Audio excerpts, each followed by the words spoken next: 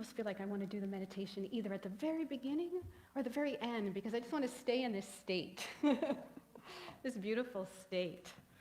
But we're going to bring the energy back up, because we're going to be talking about the power of your word today. So I have lots of props today. But how many of you know what today is besides Sunday? Super Bowl Sunday. I always feel like Al Roker. Super Bowl Sunday, Sunday, Sunday. So how many of you have Super Bowl plans? Yeah, so about half of you. I was never a big football fan, actually, but over the years, I've become a fan of watching the football game because it reminds me of my mom who passed, and she was a big sports fan, so she always had the Super Bowl. Actually, she had every game on in our house, including tennis and golf and things that people are like, why do you sit and watch that? But she definitely always had the football games on, and now when I have it on in the background, it just reminds me of her. But the Super Bowl, yeah, it's fun. And I was thinking, you've got to come up here and show the world. Trish is on our board. Let's give her some appreciation. Come on. All right, she's going to do it from there.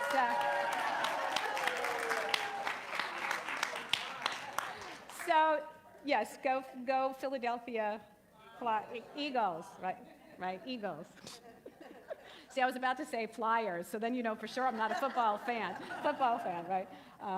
Yeah, so the power of your word, obviously. So I was thinking about this, and, how many of you also heard this expression? Sticks and stones can break my bones, but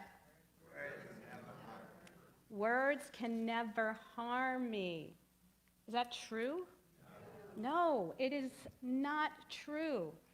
We've learned this over the years, that words can absolutely harm us. So the power of our word is that truth, right? That words can absolutely harm us if we don't use the right word.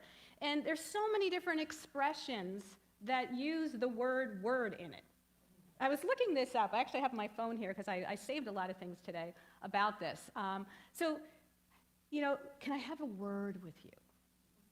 Ooh, what does that connotate when someone says that? Can I have a word with you? You're in trouble. You're in trouble. Can I have a word with you? What about empty words? Yeah, there's no feeling in them. There's no truth in them. There's, give me your word. Right? And that's a lot of what we're going to talk about today. Give me your word. That is what we talked about last week, being, in truth with your agreements. When you give me your word, you are making an agreement with me that you are going to withhold. You're going to hold it. You're going to follow through. Then there's spread the word, right? Which is what we're doing. So welcome to those of you that have come in today. I hope you will spread the word. And welcome to those of you online as well. Then there's a man of his word, or a woman of their word, or them, they of their word, right? The power of your word. And then there's my word.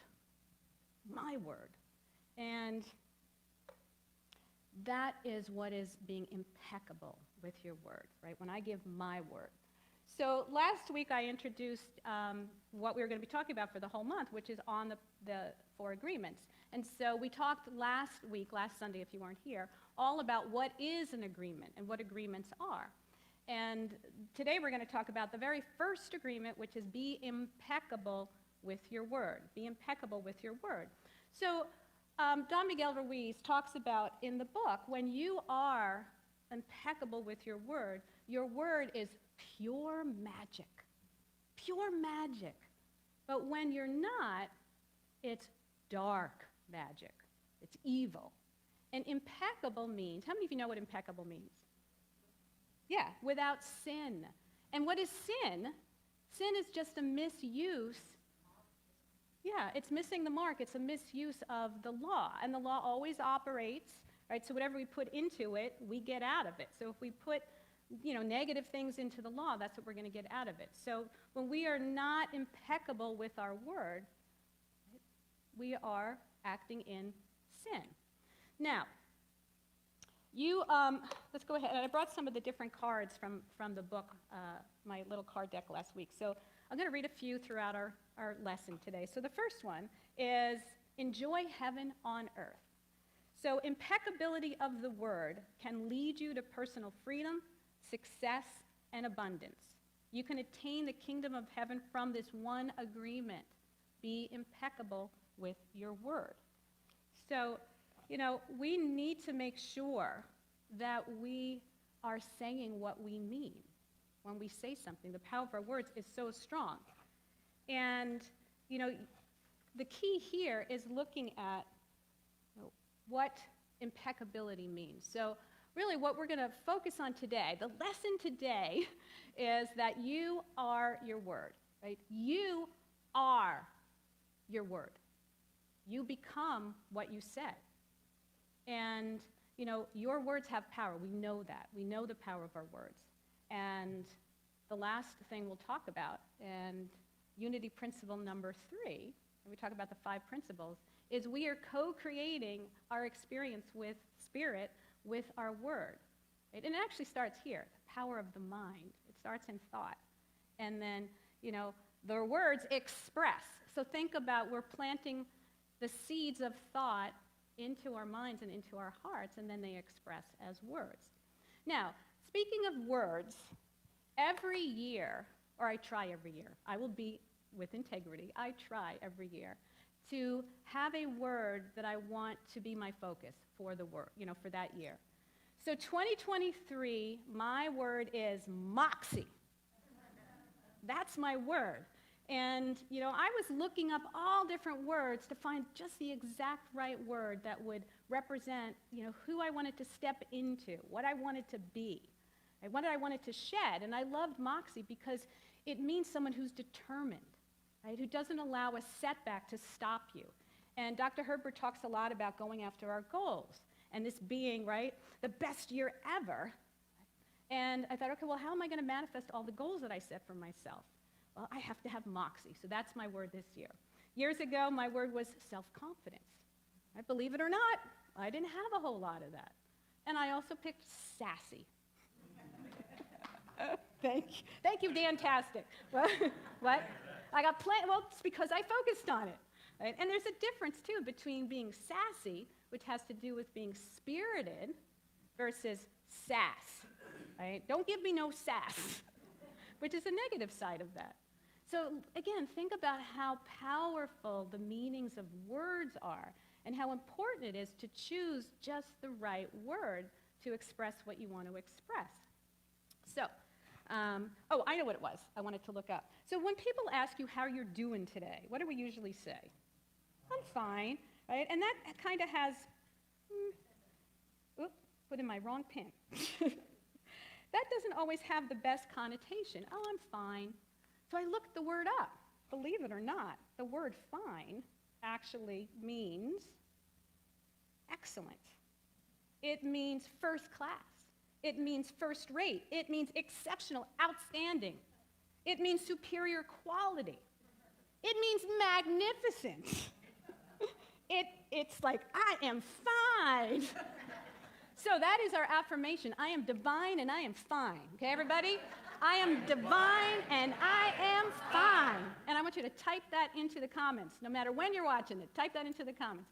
I am divine and I am fine. Right? A new meaning to the word fine. And I loved that. I love that. Now, for those of you that enjoy Chinese fortune cookies, respect the power of your words. Choose them with care. Choose them with care. Now, we know words can heal, right? Or words can harm. And it's not even the word sometimes. It's actually the intention, the thoughts, the feelings, the belief under the word that really is what it's conveying. Because I can say, I love you. Or I can say, I hate you. And what are we going to believe? Not the word, right? We believe the emotion under it, the feeling under it. And when there's a disconnect between the words and the body language, the tone, we believe everything but the words. So, we operate in an energy field. And so the more energy you have behind the word, the more power it has. And I started to think about this in terms of, well, how do I understand this? And my husband, Jose, who is here today, yay, let's give us a appreciation,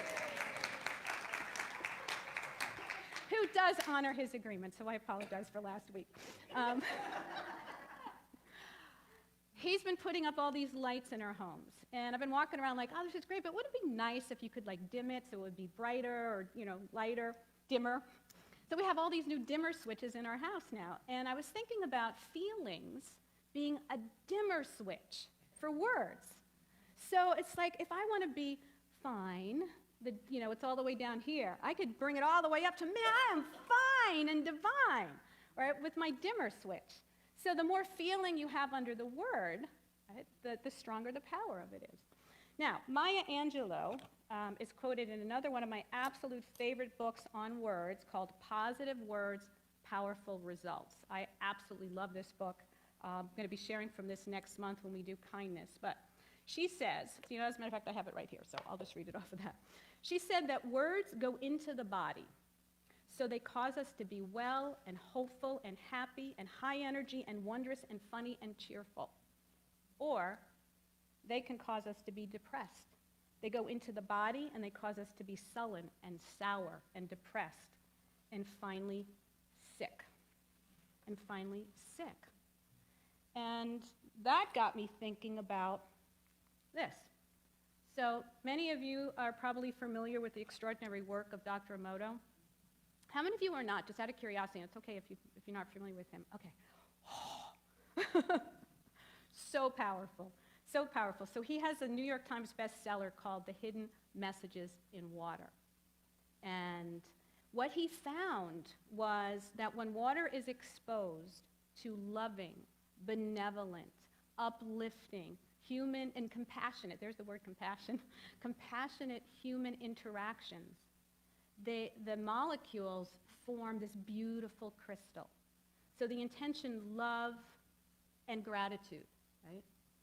Versus the intention of fear and disconnect created them to be disfigured. So you can see here on this. And he did this through, MRA, so magnetic resonant analysis. So he analyzed the crystals of water. So think about the difference between I love you versus you disgust me. Right? When you think about the interactions you have with people. Or I appreciate you versus you annoy the out of me. Right? Or what we talked about last week, I agree to be me versus can't stand how I look, feel, behave. So I have actually 3 images here. So here's one with the intention of evil. So think about when you other someone. Oh, those people. As a matter of fact, my husband and I just watched a fun movie. I think it was Seth Rogen? I don't remember. I think it was called Other People. You People. You People. Which I could so connect with, having been grown up Jewish and receiving a lot of those messages that they talked about in the movie. But it's like when we other someone, right? You people, oh, those people, versus having inclusion and compassion for each other. Again, the difference is here. So the other thing, too, is when we agree with someone's analysis, opinion, belief about us, right? When they say, oh, you're so stupid, or you're so fat, or you're so ugly, and we take that in, like Maya Angelou says, we take that into our body, we are forming an agreement with that. We're forming an agreement with that. And we don't even realize that we've made that agreement, but our bodies will tell us when we don't feel so good about ourselves anymore. We've taken that in, and we've accepted that as truth, not, what it is, which is somebody else's opinion. And so the last one I want to share here shows the power of prayer. And, water crystal before Buddhist prayer, and then afterwards. And it got me thinking again about unity principles. Principle number 4, right? We commune with Spirit, with God, through prayer. And think about how intentional our prayers are. Positive words. We are affirming truth in our prayers. And, it's important when we do pray that we speak with integrity, that we are impeccable with our words, and we speak only that which we want to see manifest. Am I losing something? Oh, yes, I was getting to that. Thank you. Thought there was something going on here. Which I love because it's like, oh, you got a hair thing. He'll come over and like, if I got baby powder on my clothes, make sure to wipe me off before I walk out the door. Thank you. But, and it's so funny because I actually have that in my notes. His work got people to question, well, if intentions can have this impact on water, what impact do our words have on the human body, which is primarily water? Right? Absolutely. Primarily water. So, my next card. Where did I put it? Here we go. So, cultivate faith. I think I skipped a card, but that's okay.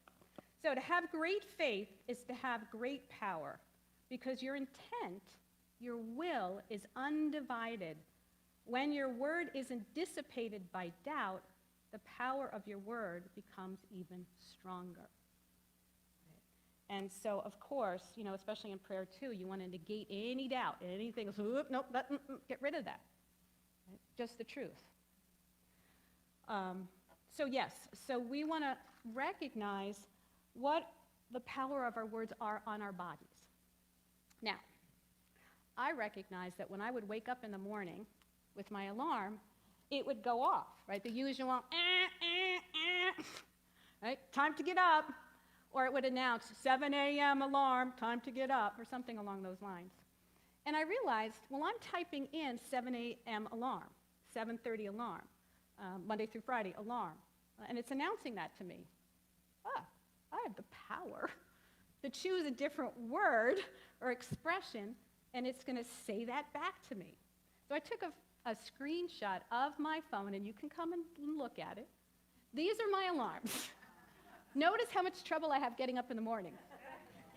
Because I do hit the snooze all the time. But good morning, sunshine. Good morning, gorgeous. Time to get up. Wake up, beautiful. Best day ever. And if I'm still in bed, the 8 o'clock alarm, which I couldn't get on there, it actually says, wake up, millionaire. Which maybe I should put that one first. Maybe I would just jump out of bed, right? But think about how different it is starting the day with this. This is the first thing that you put into your mind, in your body, even before you get out of bed, your alarm, the very first thing. So you want to feed your body, your mind, your soul with something positive, so positive words. So let's review our affirmation. I am divine, and I am fine. I'm going to have to add that one now. Because it really does make a difference. It absolutely does make a difference. It clearly hasn't got me out of bed any earlier, but at least when I finally get up, I'm in a good mood. So, Luke 6:4-5. For a man's words will always express what has been stored in his heart. Yeah, and think about all of the great speeches that we have heard in our lifetime. Right? Martin Luther King, I have a dream. Right? JFK, Churchill, Barack Obama. I mean, I went down the list of so many incredible speeches that people, that we've heard. And you think about the words that are used. Right? And they're chosen specifically, right? But they're also in that person's hearts. So think about those expressions too, heartfelt. Heartfelt. They're coming from our heart. So for heartfelt words to come out of our mouths, think about what has to go in our mind to have heartfelt words come out. And if you are filling your minds with garbage, what's going to come out? Right? What goes in, what comes out, as they say. And if it doesn't come out, it causes, dis-ease within. So, what's on your mind, right? We've heard that expression, versus what's in your heart. What's in your heart? Right? So what's in your heart? So think about what you're listening to every day. What are you reading every day? Who are you in communion with every day? that determines what goes in here and what, comes out here. So it's also, since we're talking about being impeccable with your word, and it's all about also, what am I telling myself? What am I telling myself when I look in the mirror? What am I telling myself when I go to work? Or, I come to church? Or I'm driving down the street? Right? Every time we say something to ourselves, what is the story that you're telling yourself? Right? Those stories determine your life. So if my story was, oh, I'm shy, I can't do things, I'll never be able to have the life that I want, that's the story that I was telling myself. And so self-confidence had to be the word to change my life. And so today it's moxie. Right? I'm not going to let anything stop me anymore from having what I want in my life. Right? And I'm building a beautiful community, and that's what we're doing when we come here. Right? So the stories you tell yourself are your word, absolutely your word. So it's those seeds that are planted, because we do know that words can harm, and words can break, literally. So I was actually listening to the songs for today, and for some reason Cher's song popped into my head. Words are like weapons, they wound sometimes. Words are like weapons, they wound sometimes. And there was a story, this Chicago Tribune writer wrote a story, and he had overheard probably a frazzled and stressed mother at the airport saying to her son, are you just too stupid to do anything right? Right? Are you just too stupid to do anything right? And of course that broke my heart a little bit, and I've heard similar exchanges. But what hit me was, oh my gosh, I've actually said that to myself. Some version of that. Oh my God, you're such an idiot. Ellen, why can't you figure this out? Every time I sit down to do something on the computer that I forgot to write down the steps to. Because it doesn't stay there. Like, And I thought about, my daughter who struggled in school. And she had the same belief about herself. I'm just too stupid. I can't figure this out. And she'd raise her hand and she'd ask a question, and the teacher would explain it, and she still didn't get it. And so she's like, well, I must be stupid because I can't figure it out. And she had this belief about herself for a really long time. And she actually tested out of school after 10th grade because she did not want to be in school anymore. And she's not stupid. She's brilliant. She's talented. Right? There's many different forms of intelligence. Just because you're not good in math or reading doesn't mean you're not brilliant. Yeah, and she tested out very high score, as a matter of fact. So the self-talk, she was not being impeccable with her word about herself. Right? She took on this agreement that said, if I can't read well, if I'm struggling with math, I must be stupid. Right? So, words can hurt sometimes. You tell somebody, you don't look good in that. I'm going to tell you a couple personal stories. So I was visiting a girlfriend of mine, and her mother said, she was like, oh, you always look so, skinny and slim. She goes, well, you should put some weight on. It makes you look old. Because I'm thin. She said, it just makes your face look old. And my same girlfriend, when I had more gray hair, because I did color my hair, she goes, what, do you do that intentionally? It makes you look old. I was like, I don't know. I feel I look sassy. But there was one comment that I agreed to that operated within me most of my life that took years to shed. And that was when I was, 12 to 14, in that range. The boy I had a huge crush on called me Brillo. Right? Brillo. And of course, I took that in as, I was ugly, my hair's ugly, and I've struggled with my hair most of my life. But of course, now I really appreciate it. I feel like I'm Charlie Brown's sister, But I took those words in, and they harmed. They harmed, right? And it makes, when you agree to these opinions that people have of you, we stop believing in ourselves and our own ability. And Don Miguel Ruiz says that self-rejection is the biggest sin of all. Self-rejection. We are all perfect, whole, and complete exactly as we are. We are all unique. And as we talked about last week, I agree to be me. I don't want to be anybody else anymore. I stopped dyeing my hair blonde, blowing it dry, although I do still blow it dry occasionally, and wearing blue contacts. I used to wear those blue contacts. My mother said, "Oh, you look like an alien. Please do not put those blue contact lenses in anymore." But it was because I wanted to be somebody else, because I bought into the belief that being me wasn't good enough, wasn't pretty enough, wasn't smart enough, wasn't whatever enough. And that's not the truth. That is not the truth. Amen. I think it's time for another affirmation. I am divine and I am fine. I am divine and I am fine. Love it. So, kind words can be short and easy to speak, but their echoes are truly endless. And we're going to talk a lot about kindness in March, but even if you have no kind words to share with someone, of course, if you have no kind words to share, keep them to yourself. As my mother used to say, if you got nothing nice to say, don't say anything. But if you don't have the right words, your fear that I don't know what to say to someone, just a nod, a smile, a hug, right? Those thoughts, those feelings is what is being communicated. So let's review our lesson for today. So the first thing we talked about is you are your word.